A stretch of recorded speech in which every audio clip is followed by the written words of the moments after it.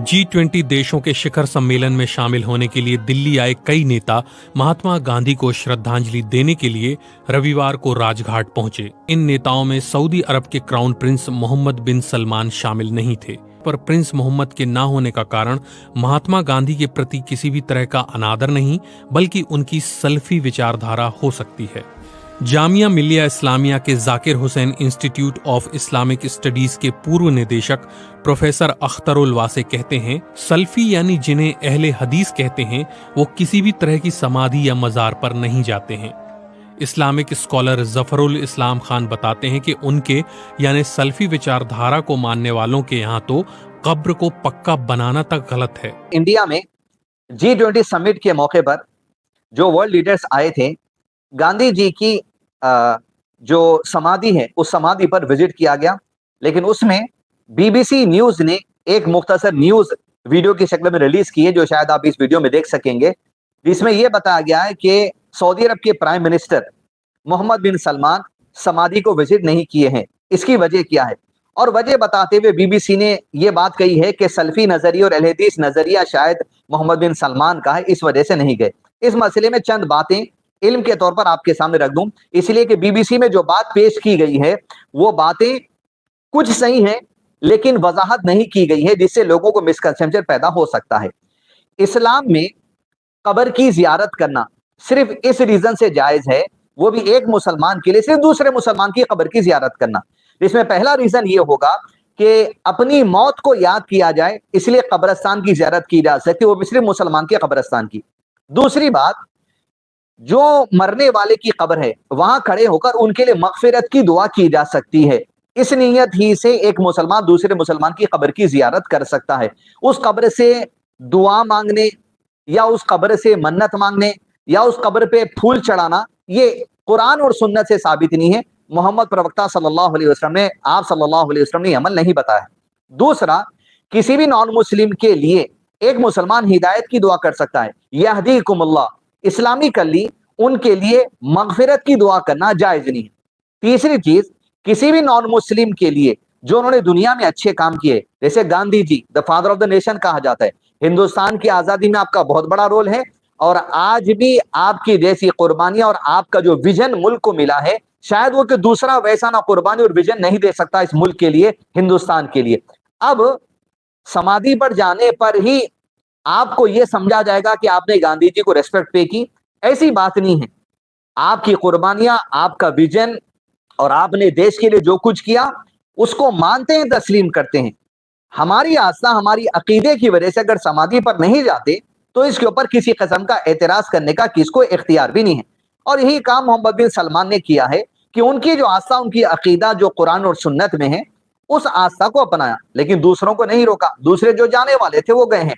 लेकिन BBC की news में जिस बात को पेश किया गया उसकी वजाहत करना चाहता हूं कि ये कहा गया कि सल्फी अकीदे के मानने वाले हैं, सल्फी स्कूल ऑफ थॉट के हैं, अहले हदीस स्कूल ऑफ थॉट के हैं, इस वजह से नहीं गए। सल्फी कहते किसे हैं? सल्फी कहते हैं गुजरे हुए लोगों को, फलहु मा सलफ, जो गुजर चुका, जो गुजर चुके। उसमें सबसे पहले आते हैं प्रॉफेट मोहम्मद सल्लल्लाहु अलैहि वसल्लम के कंपेनियंस, जिन्होंने प्रॉफेट मोहम्मद सल्लल्लाहु अलैहि वसल्लम से कुरान को सीखा, अमल सीखा, कब्रों पे जाकर क्या करना है वो भी सीखा। और यही सहाबा इकराम जो कंपेनियंस ऑफ प्रॉफेट मोहम्मद सल्लल्लाहु अलैहि वसल्लम हैं, उनके तरीके पर चलने वाले जो स्कॉलर्स हैं, ये ऑथेंटिक इस्लाम है जो कुरान और सुन्नत पर है। अब इसको अगर आप सलफियत कहना चाहते हैं तो कह सकते हैं, इसको अगर आप अहलुल हदीस मसलक कहना चाहते हैं तो कह सकते हैं, इसको अगर आप हकीकी अहलुस सुन्ना वल जमा का मसलक या मेथोडोलॉजी कहना चाहते हैं तो कह सकते हैं।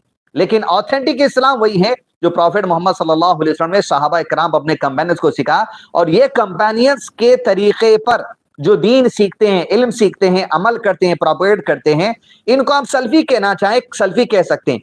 सल्फी आदमी के पास या सल्फी लोगों के पास हार्डकोर मेंटालिटी नहीं रहती, लोग जैसा समझते हैं, बल्कि एतदाल रहता है।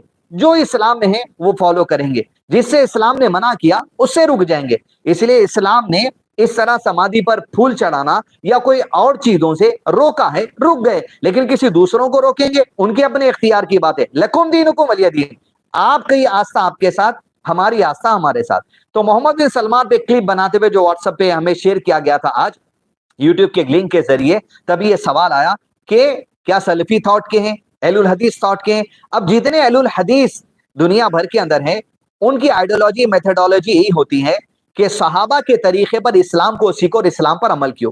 جس چیز سے صحابہ نے اسلام سے نبی صلی اللہ علیہ وسلم نے صحابہ کو روکا ہے, اس سے ہم بھی رکو, اور محمد صلی اللہ علیہ وسلم نے جس بات کی تعلیم کرنے کی صحابہ کو دی ہے وہ کرو.